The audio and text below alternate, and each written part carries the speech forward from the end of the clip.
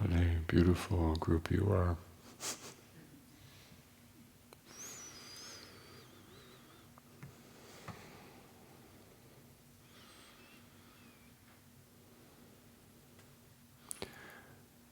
So I wanted to talk a little bit more about the texture of this tantric journey, this shamanic journey, this Buddhist journey, some Buddhist somatic journey that we're on.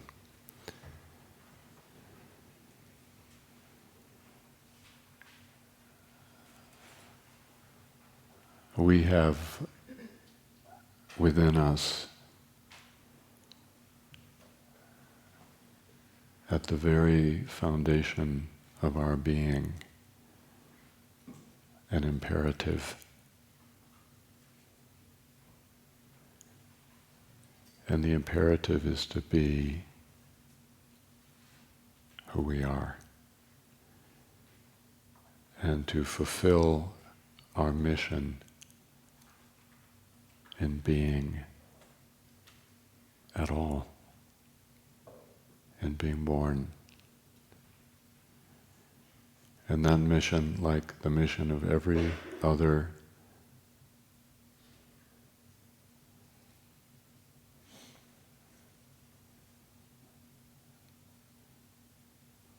dust mote and galaxy in the universe, is to become what's in us.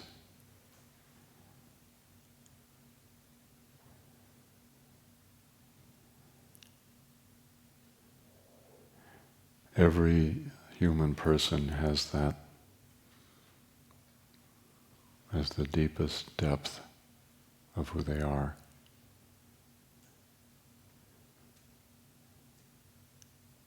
And the difficulty is that sometimes in human life we put that longing on the wrong things. We put the longing onto things that really can't take us forward. And then we suffer enormously because of it.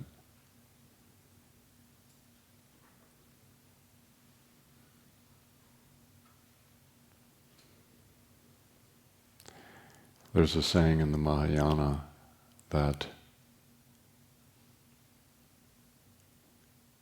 we will not achieve complete human fulfillment until all sentient beings are saved.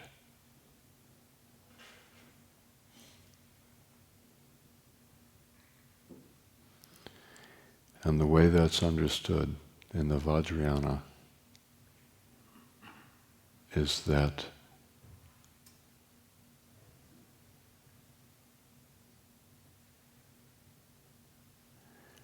we have within us a multitude of beings, one being for every second of our life. Each second of our life we have contracted because of the pain. And that contraction is in us.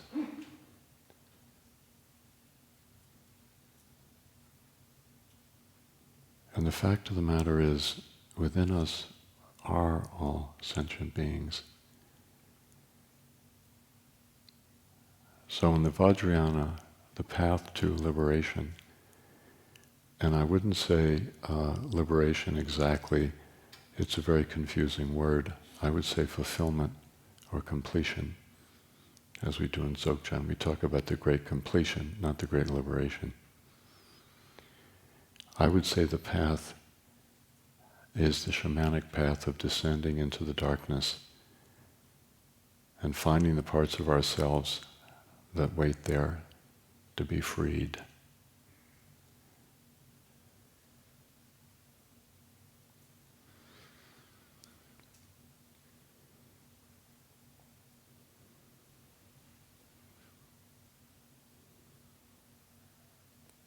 as long as there are prisoners,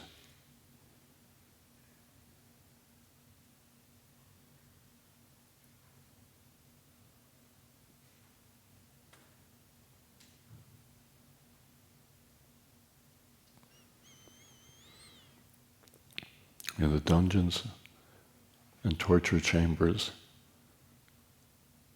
of our own depths,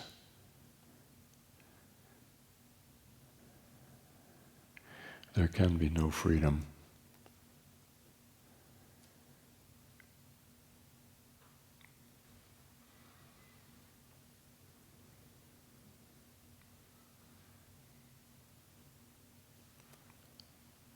Because our current awareness, which we may think of as being quite spiritual, are the wardens of the prisons down below. Our current awareness is keeping all those prisoners in their locked cells and torture chambers.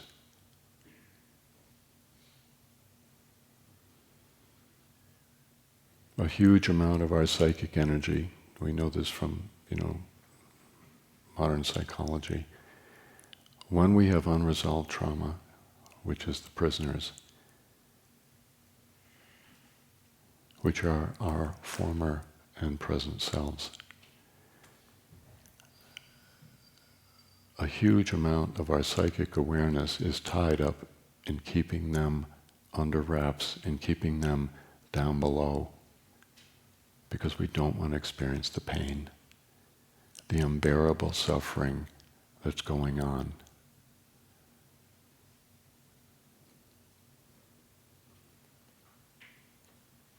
But the point is that unbearable suffering is going on all the time,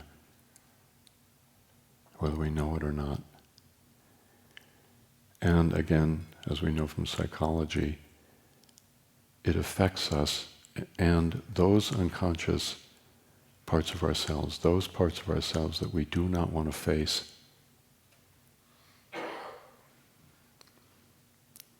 strangely enough, they're in control. They are in control, and they are in control because they're in their prisons and they are shrieking with suffering and howling with pain and calling to be free. And what we're doing on the surface is trying to keep them down. And so much of our life is tied up in trying to keep them in prison and keep them in their torture chambers.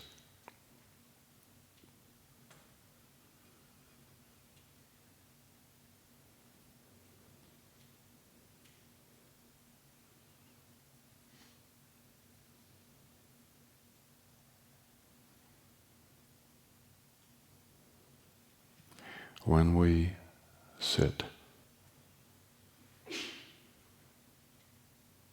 and we come into our body, we don't do the awareness is disembodied thing, which is just disconnection, but we actually come into our body, into our own awareness within our body.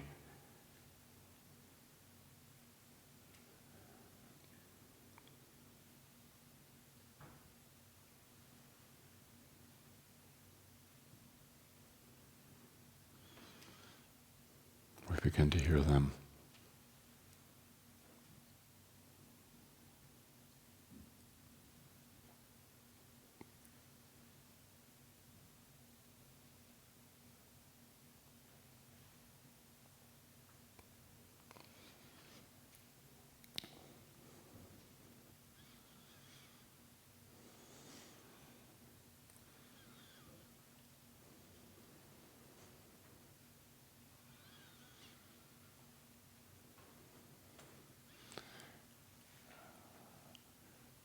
And the sounds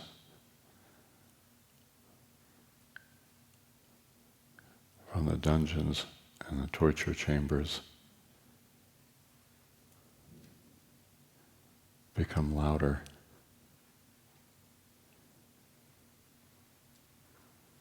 And we find ourselves feeling them.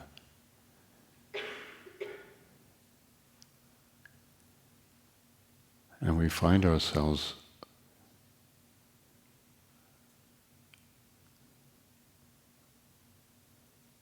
going down those long flights of stairs, flights of stone stairs down into the dungeons and the torture chambers.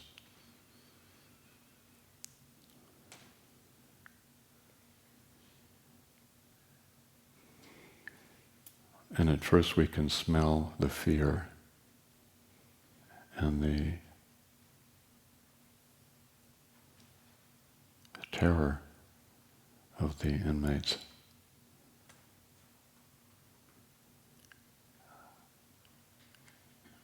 And then when we enter into their cells and torture chambers, we feel how it is for them. And then we begin to become them.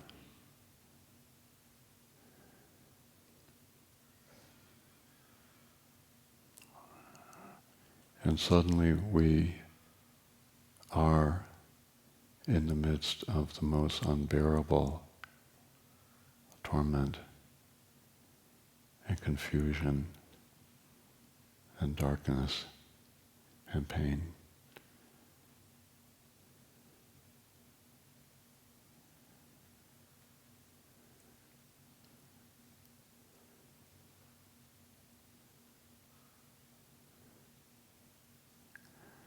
And that gift of ours of being willing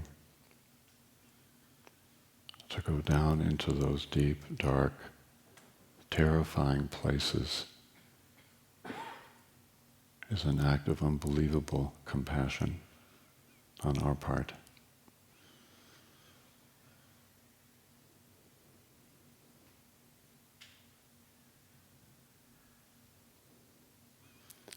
We are down there and we're going through it, but in a different way, because this time we're going down as a visitor.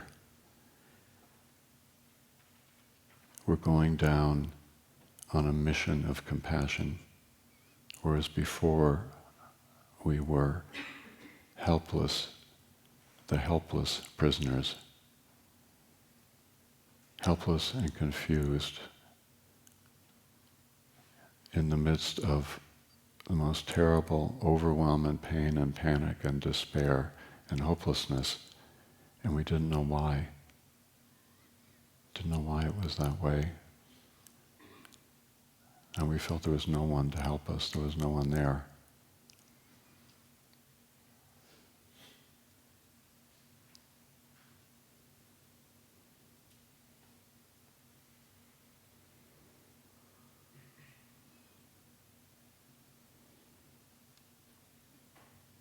We've developed the capacity to visit these infernal realms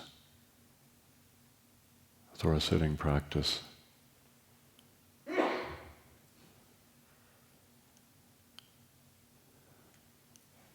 Sitting, being in the body, touching the unborn. We're connecting with the fundamental witness, the completely open, immaculate awareness in our own state of being. And that is develops in us the ability to actually be there and receive what's going on. Without the basic witness, without the connection with the unborn aspect of ourselves, our fundamental infinite awareness, we could not go down to the dungeons and survive. We would be run down and overwhelmed, and we would die.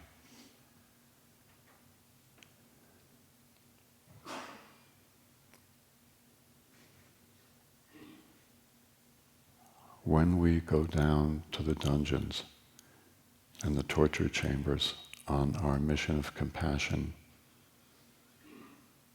we feel taken over. We feel our whole consciousness has been taken over by the suffering we find there. And if we've done our meditation work well, there is no shred of hesitation in us about being taken over. We've developed the capacity to be taken over by the suffering we find there, and to be the inmates that are chained up against the walls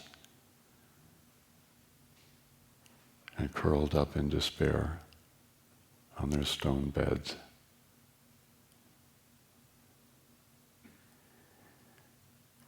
And that has to be, it has to be that way. Because if we're standing apart from it, then we don't really know. If we are keeping our little adult watcher up here and looking down at this pitiful remnant of a human being on the floor, it's not going to work. Because the pitiful remnant of a human being on the floor needs to be seen. And that's been the problem from the beginning, never seen. And as we know, to see, the only way to truly see is to be. And so we become this tormented creature, hardly human, misshapen, dark, filled with suffering.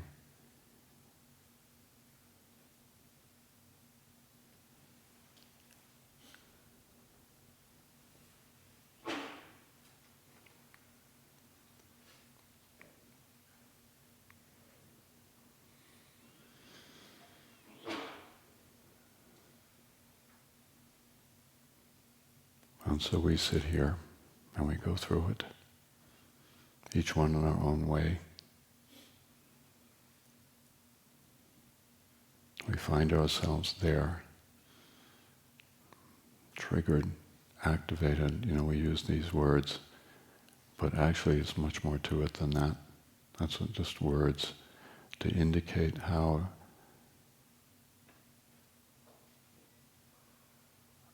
it's not normal consciousness, it's not normal life, it's something very, very different.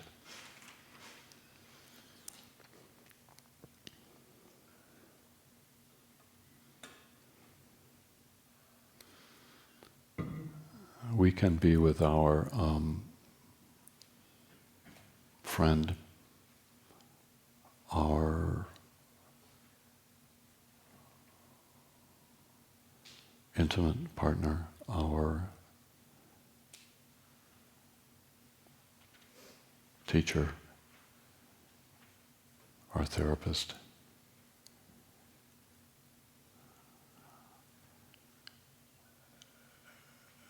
And we can, and we must speak about it. We must talk about it. I am feeling the most unbearable pain. I am, right now, I'm so afraid. I'm afraid to even talk to anyone. I feel so hopeless. I feel so much despair. I feel like I've never lived.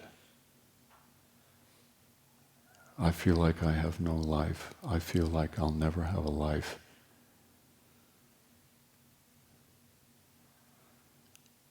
I'm terrified. I feel such terror.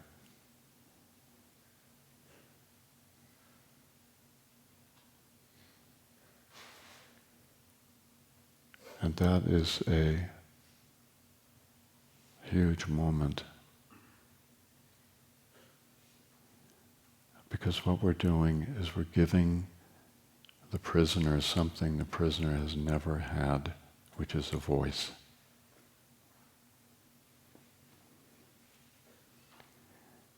In order to go down into the dark dungeons in the first place,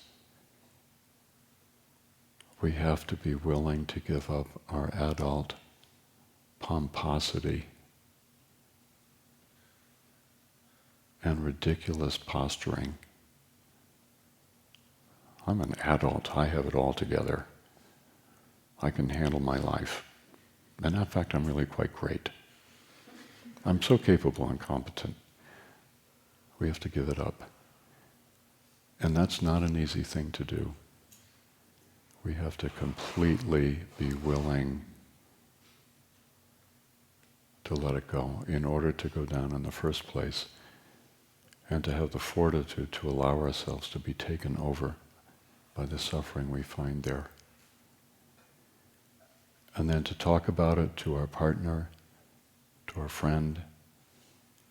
It's understood. We know, hey, I'm in a trauma field now, and this is what I'm feeling.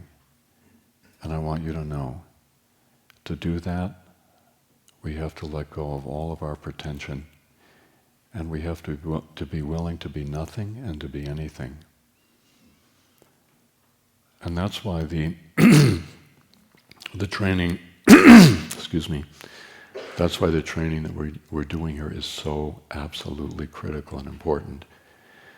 Because, as you know, sitting in this shrine room hour after hour, day after day, one of the things we are learning is that our persona, this person that we would like to be and would like to present to others, it comes and goes. It's actually not that solid. And we learn to actually sit in a way where we're not constantly rehearsing our inner narrative all the time.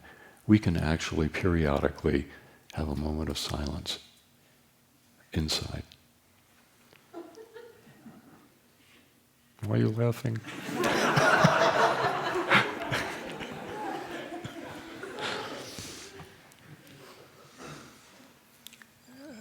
And that ability to be in a place where the ego narrative isn't reaffirming itself is an incredible. It's an incredible capacity. It means that we no longer have to put all our energy and attention into constantly maintaining me all the time. It makes us relax, makes us realize that, okay, I'm me, I'm doing it, I'm confident, I'm great, and then there are other moments when there's nothing going on at all, there's no me. And then there can be other moments when I can be the prisoner in the dungeon. And until those prisoners, which are ourselves, our former and present selves, formerly they were conscious and now they're unconscious, operating and, like I said, controlling a lot of our behavior and tying up our awareness, until we can be them, we can't see them. And until we see them and be them, we can't give them their voice. This is the hero's journey. It is shamanism has a lot of kind of outer things. There's a kind of outer shamanism, but this is the inner shamanism. This is the hero's journey into the darkness. And when we let go of our daylight adult personality, our persona, and we descend into the darkness and we become the tormented, the damned, it is dismemberment and death of our adult person.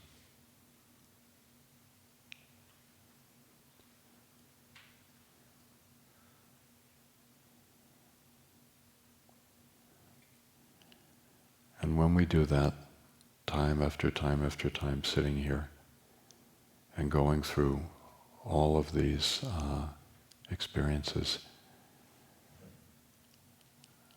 all of a sudden fresh air begins to waft through those dungeons and torture chambers. And the prisoners begin to wake up, and we begin to develop a relationship with them through seeing them, being them, and giving them their voice. Color begins to come into their faces, and they begin to breathe again. And they begin to become companions, strangely enough. And they remind us, and they're with us. And we need to meet them over and over and help them. It's a long process.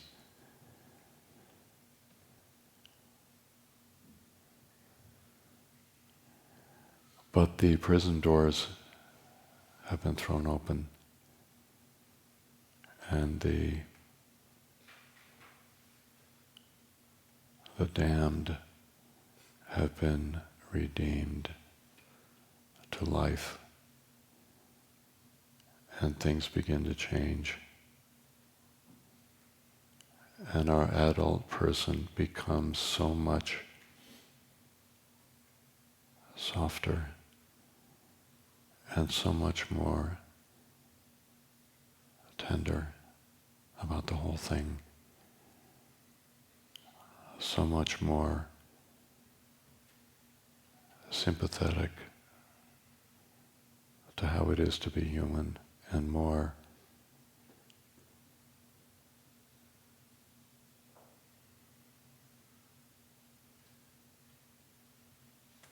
understanding of everybody. And the ongoing jostling that we do as humans, and rubbing against each other and bouncing off each other and having problems with each other and being activated by each other, becomes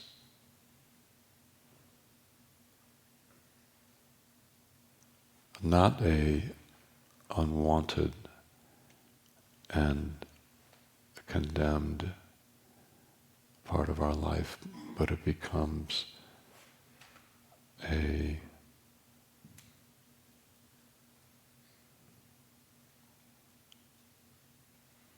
morass that is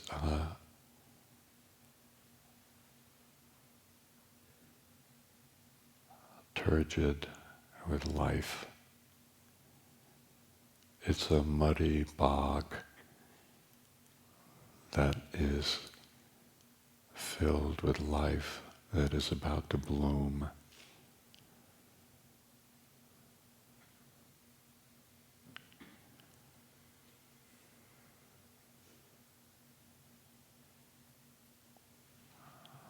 When we begin to see this very strange thing, that after we have been down in the dungeons and we return,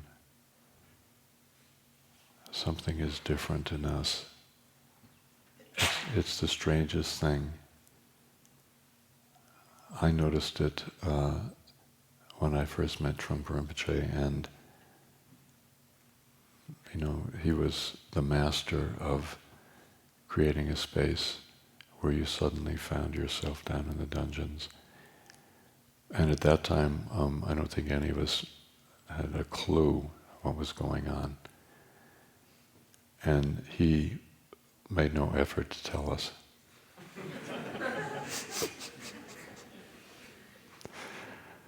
But the one thing that I noticed, and I'm sure other people did too, was when we returned to the surface after going through what we go through here, I was different. I was more alive. I was more open. And I felt inspiration that I I didn't know I had. And so what could you say? What could I say?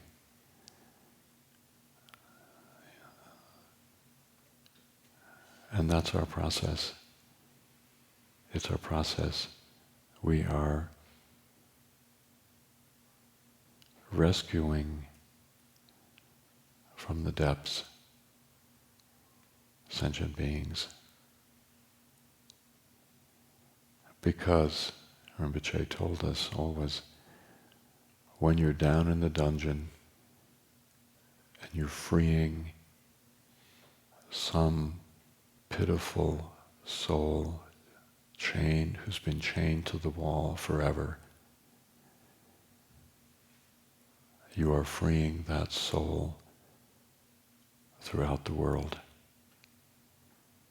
You're freeing a part of yourself. And in freeing a part of yourself, you're freeing a part of everybody else. It's a strange concept, but I heard him say it, and often and he didn't say it in teaching, but he said it in informal situations. Rinpoche, why are you working with this person? In many cases for him, it was a person who was so far out and so far gone that they weren't even human, and he would basically have them in bed with him, so to speak. And he would say, because I'm saving all sentient beings at this moment. And that's how it works with us, and that's what we're doing. It's world work. When we make these heroic journeys into our own darkness and are willing to open ourselves and expose ourselves to suffering that for most adult people, unless it's forced on them by overwhelming trauma, they would not do it. Nobody does it. We haven't done it. We have to have a special lineage that drops us into the dungeons. And we have to do this special meditation practice, hour after hour, day after day, week after week, year after year. We have to really go to great lengths in order to arrive in the deepest dungeons of our being and to be able to do the work there. So, I don't want this to get too dark.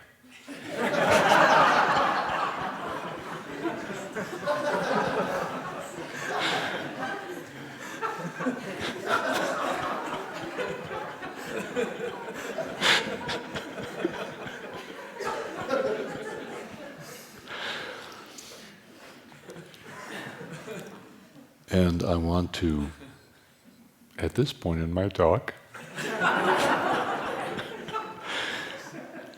I want to emphasize something you know very well also, that every time we come through it, so to speak, we're a new person, there's a new birth. And what we're experiencing is something I mentioned before, which is a transformation in our basic existential condition. We have really, truly become a new being on every level down to our cells. Every time we come through it, that's what happens. And we can feel it. And we feel the lightness, we feel the openness, we feel the beauty of the world in a new way. We feel a tenderness for our brothers and sisters who are going through the same journey. We feel love, and we feel a kind of courage and capacity growing within us that we can do this work. We can do this. We can free the prisoners.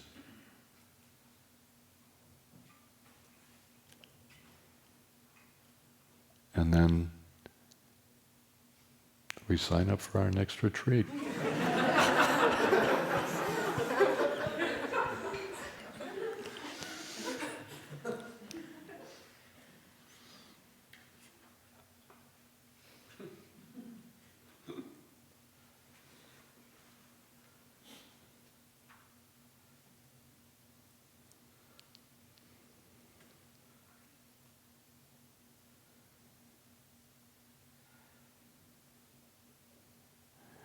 So I again tell you how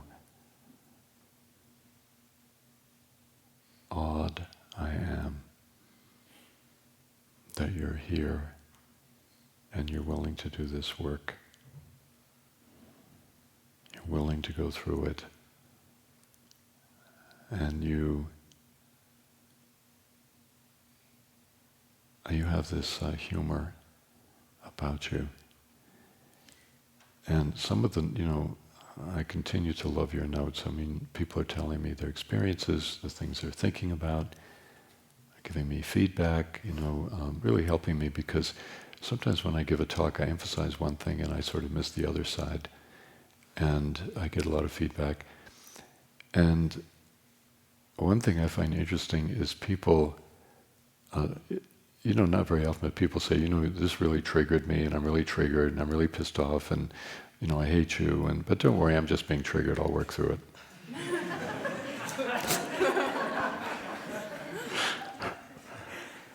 And that's what I mean about the voice.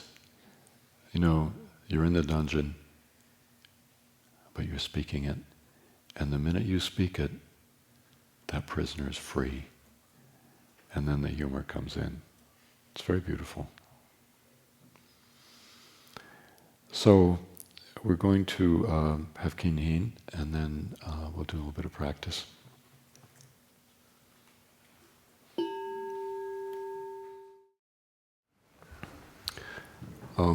Just a comment or two, before we're going to lie down and do some practice. I mentioned body therapy, somatic therapy, and talk therapy. And I actually want to clarify that relationship because I didn't really explain it. Van der Kolk has a book called The Body Knows the Score, which is a great book. I recommend it if you're interested in trauma. It's very accessible and very personal.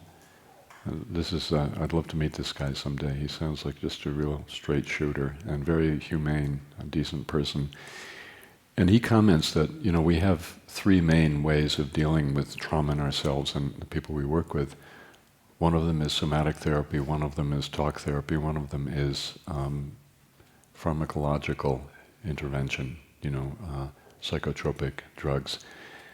And he says actually all three are important. And in his work, he actually uses all three. And my Hakomi therapist also uses all three. And it's very, very interesting. Cognitive behavioral therapy, which is, you might think of as a talk therapy, they use all three. So what I think we've got here is we have these three very important modalities that, as far as I can tell, pretty much everybody, the good therapists today are using all three, and we should use all three in our work with ourselves. So, I've mentioned cognitive behavioral therapy, which is a way of working directly with our thinking process. And, for me, the Hakomi therapy and the cognitive behavioral therapy are, it's a necessary marriage, in terms of working, because, not to get, too detailed here, but the cognitive behavioral therapy helps us look at the patterns of thinking that we get into that actually create fuel for activation and for being triggered. And the somatic therapies help us get down to the bottom of the activation and start to transform it. So I think they're all needed. And as far as the pharmacology goes, I think it's very important, and I'll tell you, I will confess that I have these homeopathic drops. I know it sounds a little weird, but if I'm starting to feel really activated, I have this thing called Field of Flowers. And I have another one called Relaxed Tone. And I have another one called, neuro something. And strangely enough, if I take a few drops, it just softens the activation enough so I can actually work with it. And a lot of people do other things, but I don't see the principle any different from actually taking, one of the prescription drugs. I think it depends how sensitive you are, and also depends how serious the activation is. But what I'm getting to is when we're working with, we fall into a trauma field, as we do as practitioners. It happens a lot, and as I was saying, it's very important and critical and very sacred part of our process. But still, we need to be within a range we can work with. When it gets too far and we get hijacked too relentlessly, it's hard to work with it. And so there's a range where we're totally activated, we're feeling whatever we're feeling, but there's also a sense of workability to it. And I think that's where the drugs come in. And I think sometimes people say, people come here and they feel very guilty because they're on, some kind of medication to address some, habitual kind of imbalance. They feel guilty, they feel bad about it. There's no reason to do it. I mean, if you have a good, a good psychiatrist and a good, health person who can help you get into a range where you're at your, there's enough balance so you can really work with yourself. That's what we're looking for. So I think, I think all three modalities are a very important part of our journey. And the other thing you mentioned, which I think was very important and very much part of our lineage, that, and I'm going to say it more extremely than you did, which is that we are relational beings, as we've been talking about. And, our cells are relational, our organs are relational, our bodies are relational, and we are socially and spiritually relational. Everything is about relationality. And any of the, at least this is the Tantric point of view, any disruption that happens in us, it's disruption in our relationship to people, to ourselves, to reality. And what we are trying to do is heal that relationality. And, it makes a lot of sense because, in psychology, the thing you mentioned is that often, therapists will say, and my therapist says it too, that a disorder or imbalance or dysfunction that was created in the relational situation, which is our early years, needs to be healed in the relational situation. And that's a given and very, very important point. So, people, you could say people who go off in caves aren't doing that, but that's not necessarily true. I think the ideal relationality is between people, and it could be between ourselves and our intimate partner. It could be between ourselves and our Sangha brothers and sisters. I mean, it would be, normally all of these. Between ourselves and our teachers. Between ourselves and our therapists. The wonderful thing about a therapist is a good one, one that has a view that accommodates what we're doing here, and more there are people out there like that, is that that person will hold you over a period of years and get to know you and work with you and help you focus on core issues. So it's a unique situation, working therapeutically. If you can do that and you find a good person. But there's another kind of relationality. In fact, there are two others I want to mention. At a certain point, your body becomes the other. Your body becomes the therapist. Your body becomes the guru. Now, mind you, it takes a lot of training to get to that point, but that's what you guys are doing. But in somatic descent, which unfortunately we won't be able to explore before the folks leaving this weekend leave, but we will next week. In somatic descent, basically, you're learning to receive the otherness of the body and the wisdom of the body and the feedback of the body. And that's a very, very deeply relational situation. and very healing situation. And for the folks in the caves, Vajrayana practitioners, that's what they're doing. That's their other. You have to have an other. And the lineage speaks through the body, to them and to us. So it's a very, very interesting. Thank you. It's a really great note. And by the way, most of the other ones are too. And I could easily see us taking, a week and going through everybody. I mean, I'd love to do it. Anyway, unrequited love, right? Okay, so let's lie down.